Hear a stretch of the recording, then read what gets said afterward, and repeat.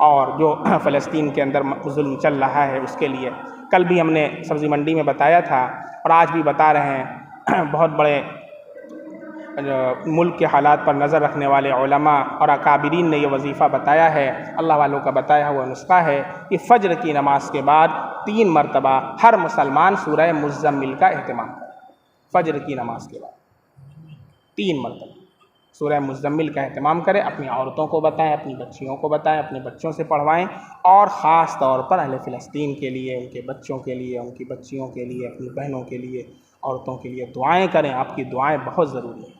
اور اس کے ساتھ ساتھ حضرت مولانا مفتی تقی عثمانی صاحب دامت برکاتہم نے فرمایا کہ دعائے قنوت تو حنفیہ کے نزدیک فجر کی نماز میں ہے، تو دعائے قنوت کا بھی اہتمام ہونا چاہیے، قنوت نازلہ جسے کہا جاتا ہے۔ اس کا اہتمام ہر مسجد میں اب ہو جانا چاہیے۔ ہمارے نبی صلی اللہ علیہ وسلم کے پاس کچھ لوگ آئے اور انہوں نے کہا کہ ہمارا قبیلہ مسلمان ہونا چاہتا ہے، آپ کچھ صحابہ کرام کو بھیج دیں تاکہ ان کو تعلیم و تبلیغ کریں۔ ہمارے نبی صلی اللہ علیہ وسلم نے 70 صحابہ کو بھیجا۔ کتنے صحابہ؟ اور وہ قرہ تھے، قاری صحابہ، بالکل مکھن تھے، اور انہوں نے جال بچھا رکھا تھا جس میں سے 68 کو انہوں نے قتل اور 2 کو قیدی بنایا۔ اللہ کے نبی صلی اللہ علیہ وسلم کو جب یہ خبر ملی تو بہت زیادہ آپ کو رنج ہوا، تو آپ صلی اللہ علیہ وسلم نے 1 مہینہ مسجد نبوی کے اندر قنوت نازلہ پڑھائی۔ آج 70 نہیں، آج ایک دن میں 800 لوگ شہید ہوئے، لیکن ہماری رگ حمیت میں، رگ ایمانی کے اندر کوئی فرق نہیں پڑ رہا ہے۔ یہ صورتحال ہے، تو کم سے کم بھائی دعا تو کر سکتے ہیں۔ تو قنوت نازلہ کا اہتمام تو امام صاحب فجر کی نماز میں کریں، ہر مسجد کے اندر آپ لوگ شروع کروائیں۔ اور اس کے علاوہ مفتی تقی صاحب فرماتے ہیں کہ ہر نماز کے بعد اپنی دعاؤں کے اندر قنوت نازلہ کا اہتمام، آپ انفرادی دعا کریں، اس کے اندر قنوت نازلہ کا اہتمام کریں۔ چھوٹی سی دعا ہے، جسے چاہیے ہم کو واٹس ایپ کریں، ہم بھیج دیں گے انشاءاللہ۔ آپ اسے دیکھ کر کے بھی پڑھ سکتے ہیں۔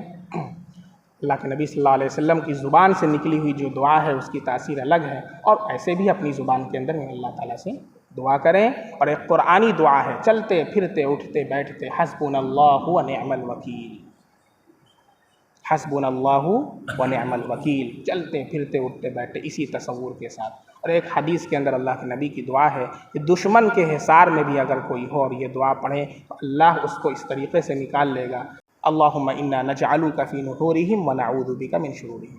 تو یہ حسبنا اللہ و نعم الوکیل اور اللہم انا نجعلک فی نحورہم ونعوذ بک من شرورہم، چلتے پھرتے اٹھتے بیٹھتے کثرت کے ساتھ اسے اسی تصور کے ساتھ پڑھیں کہ اللہ رب العزت ان کی مدد فرمائے۔ کم سے کم یہ ہمارا کام ہے۔ اگر اتنا بھی نہیں کر رہے ہیں تو ہم سمجھ لیجئے کہ بہت بری صورتحال ہماری، تب کم سے کم اتنا تو فرض ہے ہمارے اوپر کرنا۔ اور یہ بھی کریں، یہ بھی جہاد ہی کا ایک حصہ ہے کہ ہم اسرائیلی پروڈکٹس جو ہیں ان کا بائیکاٹ کریں۔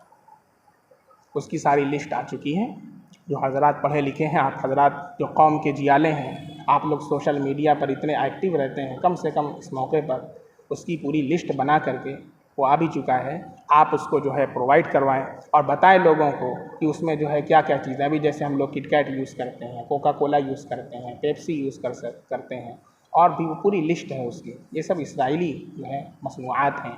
یہ پیسہ ہمارا فلسطین مسلمانوں کو، کمزور مسلمانوں کو مروانے کے اندر اور ان کا قتل کرنے کے اندر استعمال کیا جائے۔ اسی طریقے سے جو لوگ جو ہے کہ KFC اور میک ڈونالڈ کا یوز کرتے ہیں، باقاعدہ اس نے اعلان کیا ہے کہ ہم اسرائیل کا جو ہے 300 ملین جو ہے اسرائیل کو جو ہے ہم امداد کر رہے ہیں۔ اس لیے ساری کمپنیاں جو ہم لوگ میک ڈونالڈ ہے اور KFC وغیرہ ہے، اس کا برگر وغیرہ یوز کرتے ہیں، ان سب کا مکمل بائیکاٹ کریں۔ اور یہ نہ کہیں کہ ہمارے بائیکاٹ کرنے سے کیا ہوگا، ایک کم سے کم آپ کریں گے انشاءاللہ تو یہ ایسا ہی ہوگا جیسا کہ موسیٰ علیہ السلام کو جب آگ میں ڈالا گیا تو ایک چڑیا نے ایک قطرہ پانی گرایا۔ ہمارے بس میں جتنا ہے اتنا تو کریں بھائی، اتنا تو کر سکتے ہیں، کریں گے انشاءاللہ۔